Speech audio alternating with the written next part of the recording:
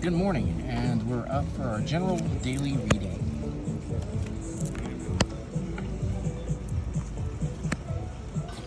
Now, I'll explain some things that are a little different than usual. I don't always pull double cards, but when I do, then it means that there's a complexity to that particular position that needs to be recognized. And I'll show you what I mean here in a second. Okay. So, for those of you who are checking this out, this reading is good for whenever you are actually checking this out. If you've seen this reading before, it doesn't really apply, but it does apply if you just randomly come across my site and see this reading. It's for anyone, anytime, any place. So maybe a fourth dimensional general reading. I don't know. This is silly. Anyway, so we start from the beginning. First off, I'm going to point out there are a lot of major arcana cards within this particular reading. So whoever's picking this up or observing this, goddamn, there's a lot going on. We have the inverted star.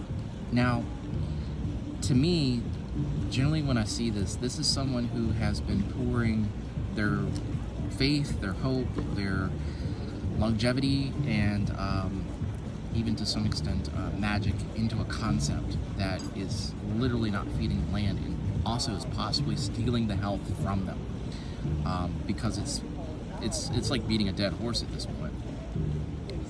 You come from that position where we are at the center position and we have multiple cards. The first card we have is an inversion of speech. The Princess of Swords is the communication and tech card. It's like the tarot equivalent of Mercury in retrograde.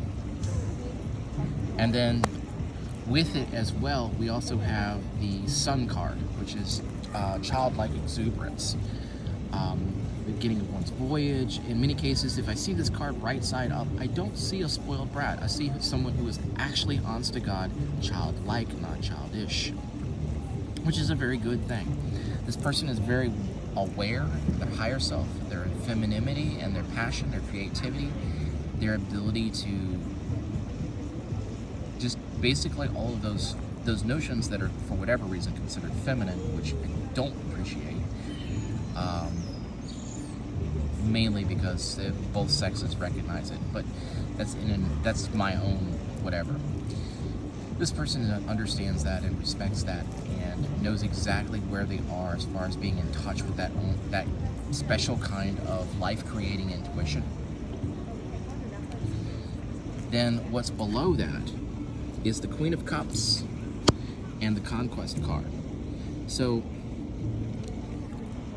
knowing who you are within this empathy and even cleverness within sorcery can be represented by the Queen of Cups. I like to refer to her as the Lady Macbeth card.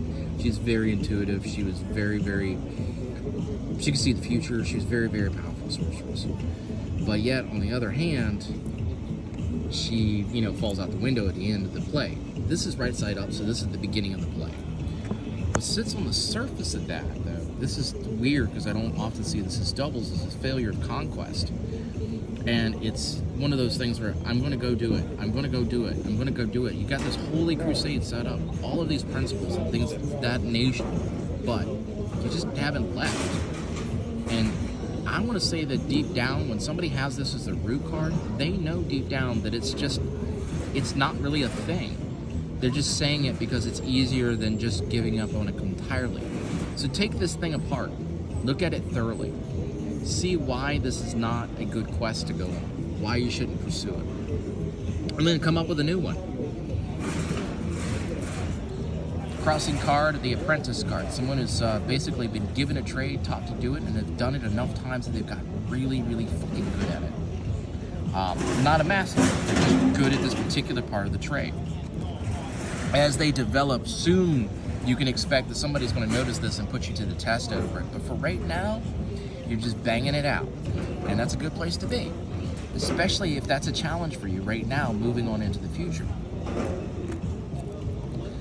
We'll also have the Two of Wands. Now, I don't do, when it's in this position as a crossing card, you're being presented with a gateway, a doorway to new possibilities, or you can just walk on past it.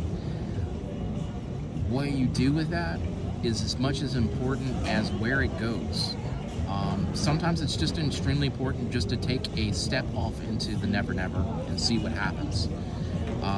They call it a leap of faith for a reason. This is definitely the leap of faith card. What follows from that is the inverted world, which in some cases is kind of divine hangman. You have all of the principles and sorcerer's abilities. Even the gods are looking out for your own advantage, but for whatever reason, you have built your own prison, and you're not coming out. I don't know whether you scared yourself silly with this past events, but definitely monitor your situation as you move into the future. There's a possibility that something is coming down the pipe, and it's not quite for you. Take a deep breath. Don't be afraid. Take one step, put it in front of the other, and don't let yourself get trapped in the, I guess you could say, maze of fear. Chariot card, you're driving hard towards whatever this thing is that you're shooting after. Your family, your loved ones are seeing that you're getting ready to drive yourself off a cliff. They're literally counting down to the Godsmack. Please listen to them.